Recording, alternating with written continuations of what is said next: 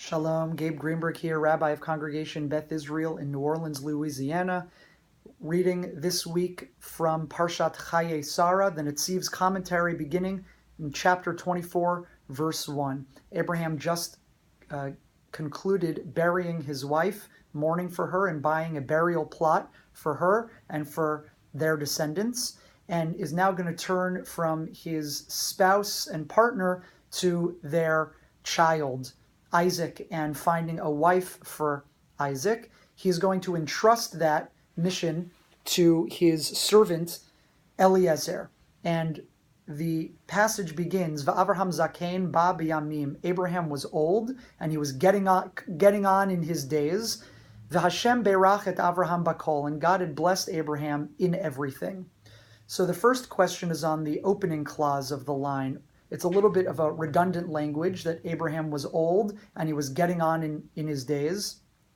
And it's not only redundant internally, but we already know Abraham is old. In last week's Parsha and in the previous, we know that Abraham was circumcised in his 90s. And in last week's Parsha, using the very same language, Abraham and Sarah were described as being elderly and on in their years and days. The Netziv says that this double language is intended as a reason for why Abraham himself does not go on the mission to find a spouse for Isaac.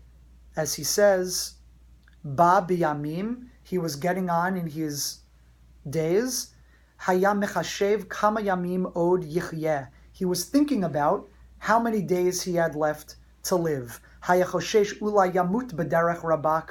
thought that were he to go on the trip, he might actually not make it. He might die on such a journey. So the double language of his age is meant to show us that his age was a prime factor, and he was thinking about it in deciding not to go on the trip to find a wife for Isaac.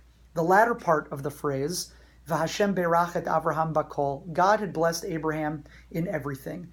There are many different midrashim, rabbinic explanations as to what this phrase means, that God had blessed Abraham in everything, ranging from the fact that he had a son, but he did not have a daughter. Another explanation is that the blessings that he had was that his first child, Yishmael, did tshuva, repented, while Abraham was still alive, which was a big blessing for him. And then there's two midrashim which the Netziv is actually going to weave into his own commentary. One states that the notion of being blessed with everything is a reference to a special stone, a jewel of sorts, which Abraham wore around his neck and granted him certain types of powers or understanding, prophecy. And another and final midrash I'll mention is that Abraham had conquered his evil inclination, his Yetzer Hara, fully at this point in his life.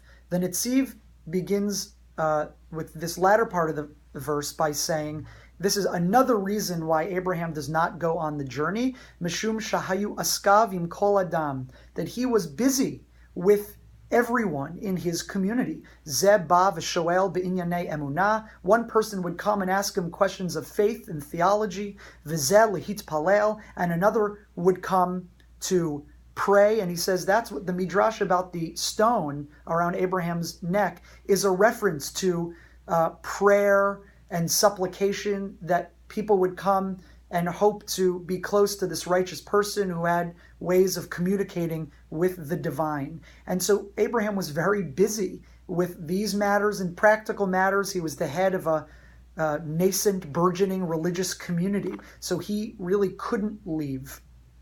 So those are two reasons that the Netziv offers for why Abraham did not go on this journey. And then in his super commentary, the Netziv writes on his own work, the Harchav Davar, notes that the final midrash I mentioned, V'Hashem berach et Avraham bakol, that God had blessed Abraham with everything, Shahaya sholet b'yitzro, that he fully mastered his own Yetzer Hara, his inclination to do evil.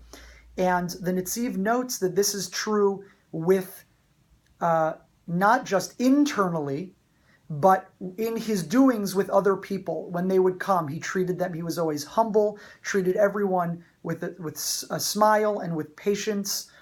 And he contrasts this, the Netziv has a question on another midrash, which is in the next verse, we learn about Eliezer, Abraham's servant and the head of his household.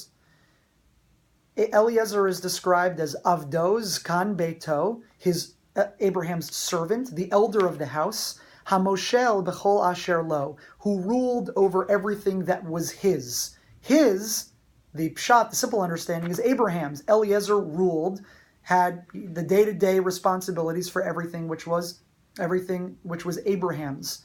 But the Midrash says not only that, but that Eliezer was Moshel Asher Kol Asher Lo, on everything that was Eliezer's. The Midrash says that means that Eliezer had conquered his own Yetzer Hara, his own evil inclination. The Netziv wonders, how could it be that Abraham, the greatest person alive on earth at that time, according to our tradition, was on the same level as his servants? And the Netziv answers, note the difference in that Abraham is described as Bakol, and Eliezer is described as ruling Bekol Asher Lo, everything which was his.